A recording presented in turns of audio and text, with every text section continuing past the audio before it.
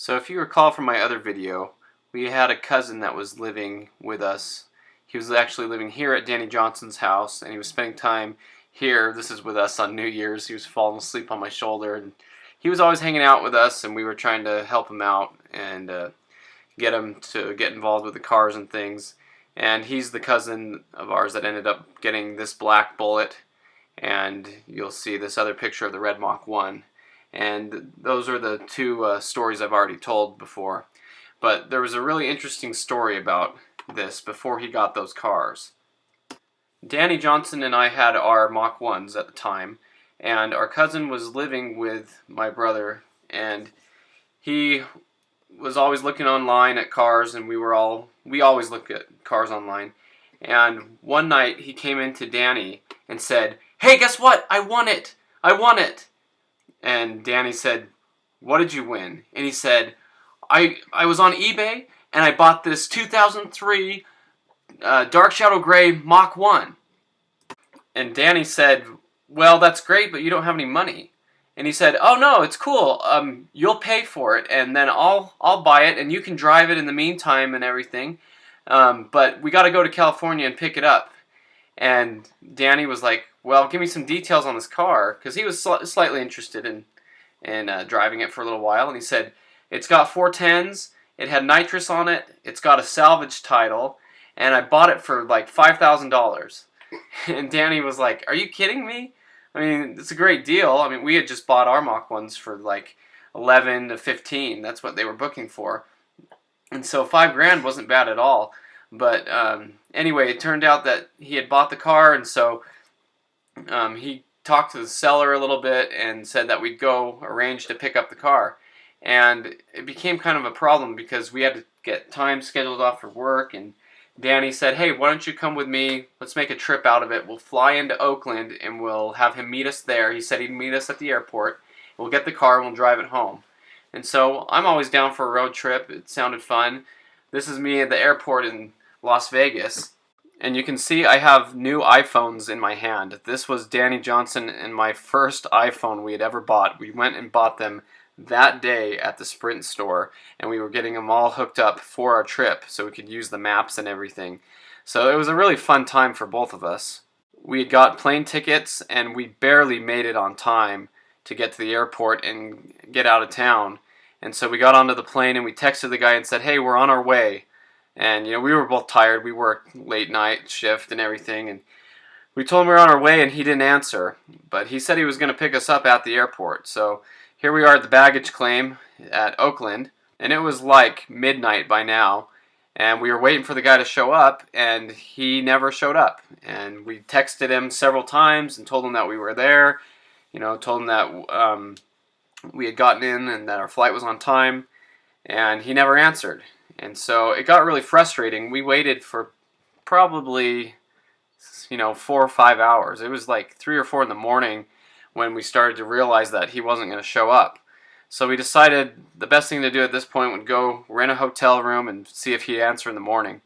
And we sat in that terminal all night long, and we were really the only ones there. They ended up telling us that we had to go outside. We had to leave. What was funny, though, is we sat at this little area, like a ramp area with handrails. And I took that new sticker that comes with the iPhone and I stuck it to the bottom of that handrail. So I bet it's still there. But anyway, we hung out at the airport until they made us leave. So we went outside and there was a police officer parked in front of the terminal. So we went over and started talking to him.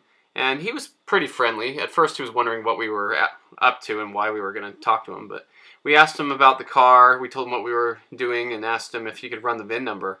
And he did. And he said, "Yeah, it's not stolen or anything." And he even told us that it had a salvage title, which was really weird. But anyway, we waited and waited. He never showed up. We booked a hotel. Danny's wife was with us. She decided that she wanted to come along. So we all booked a hotel, and we took the free shuttle over. It was a little bit ways from the airport. And we had a good night rest, and then we called him early in the morning and tried to get a hold of him. And so he wouldn't answer, and we got onto Craigslist and started looking around, and he had the car listed again for sale on Craigslist with the same pictures that we had bought it on eBay with. And so we decided that we should try to contact them in a different way. And Danny's wife decided to go to a payphone and just call. And that way it would be a California number. It would show up like it was a local number and everything. So she called him and he answered. And she said, "Hi, do you still have a Mach 1 for sale?" And he said, "Oh yeah, I got it. And what do you want to know about it?" And right there she kind of spilled the beans and said, "We're the people that were scheduled to buy it. We bought it on eBay. You know, you're standing us up. You better show up and give us the car. You know, we're gonna come get it. Where are you?" All that kind of stuff. He said, "Okay, well, meet me at the TJ Maxx in San Francisco, and I'll give you the car." So it seemed pretty legit. So we rented a car and we went up to this parking lot that's on top of a TJ Maxx, and we waited, and he wouldn't answer, and he didn't, he stood us up again, and Danny called him, and he could hear him driving the Mach 1 in the background. You could hear it through the phone. And the guy's like, "Oh yeah, it got totaled. I was driving and somebody hit me, so the car's gone, so you guys can just go home now." And we got so upset. But really, there's nothing you can do at that point. I mean, there's no way to get him to come and give us the car. So we just decided to make a trip out of it. Danny's wife wanted to see the full house, sister houses and stuff, and the Golden Gate Bridge. So we just went on a little sightseeing trip across San Francisco, booked a couple flights, and then we all just flew back. But it was a real shame not to get the car. But it's too bad that we had to go through all that. We wasted a lot of money on airfare and hotel, rental car, food, all that stuff.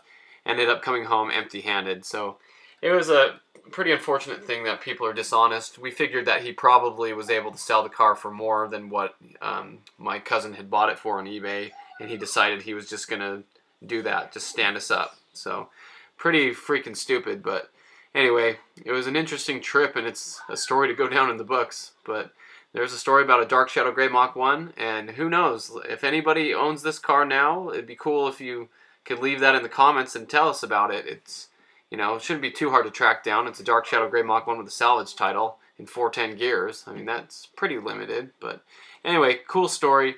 Thanks for watching. Make sure to subscribe and like my videos so that we can keep having these coming in. I'm making a lot more of them, and I'd really like to share these. So thanks for watching.